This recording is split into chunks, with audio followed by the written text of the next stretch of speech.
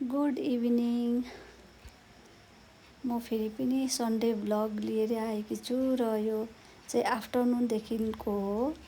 मर्निङको चाहिँ मैले मर्निङ नै अपलोड गरिसकेको छु र आज म चाहिँ लन्च बनाउनुतिर लागेको छु र लन्चमा चाहिँ छ मेरो आज साग, यो पालङ्गी र यसलाई चाहिँ लट्टे साग पनि भनिन्छ। यो चाहिँ एकदमै मिठो हुन्छ। यो चाहिँ अर्ग्यानिक मेरो बारीमा उम्रेको साग हो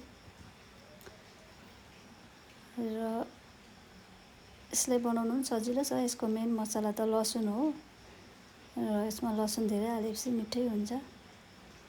र आज चाहिँ मेरो फलोवर्सहरूलाई चाहिँ म धन्यवाद भन्न चाहन्छु। मर्निङ भन्दाखेरि फेरि अझै नयाँ फलोवर्सहरू मसित एड हुनुभएको छ, साथीहरू जोडिनु भएको छ र उहाँहरूलाई मेरो के भन्नु पेजमा, फेसबुक पेजमा चाहिँ स्वागत छ तपाईँहरूलाई पनि। र कहाँदेखि हेरिदिनु हुँदैछ मलाई कमेन्ट गर्नुभयो भने अझै राम्रो हुने थियो।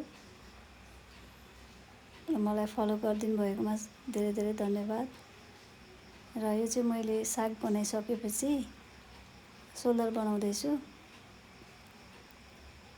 यसमा चाहिँ मैले पकौडाहरू हालेको छुइनँ, कडी त हो तर यो चाहिँ अब पकौडा चाहिँ छैन यसमा, सिम्पल छ।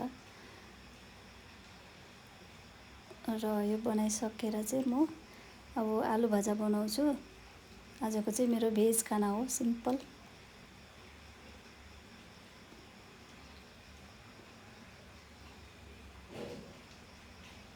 र आलु भाजा पनि बनाइसकेपछि चाहिँ मेरो चाहिँ खाना रेडी भयो र म खाना दिइसकेर सब काम सकेर चाहिँ एकछिन रेस्ट गर्दैछु। र लियो पनि मसित आएर बसिरहेको छ एकछिन। र बसिसकेर चाहिँ म बेलुका फेरि यो चाहिँ इभिनिङ टाइमको फुलमा पानीहरू हालेँ।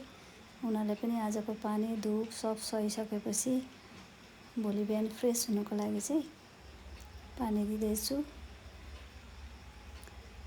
र पानी दिइसकेर चाहिँ म चिया बनाउनुतिर लागेँ। चिया बनाउँदै चाहिँ टाइम चाहिँ हेर्नुहोस् है 4:30 भइसकेछ र माइजू आइपुग्नु भयो र हामी सबैजना सँगै बसेर चिया पियौँ। चिया पिउँदै फेरि वेदर यस्तो राम्रो भएको हेर्नुहोस् है, पानी परेर फेरि मामा पनि आउनुभयो एकछिनमा। मामालाई पनि चिया दिएँ र मामा, माइजू, म चाहिँ धेरै बेर बाबा पनि बाबाको कुरा सुनेर हाँस्नुहुँदैछ गफ गरेर। माइजू जानुभयो र मैले चाहिँ पूजा गरिसकेँ।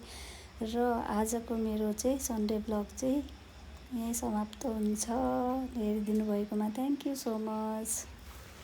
Good night.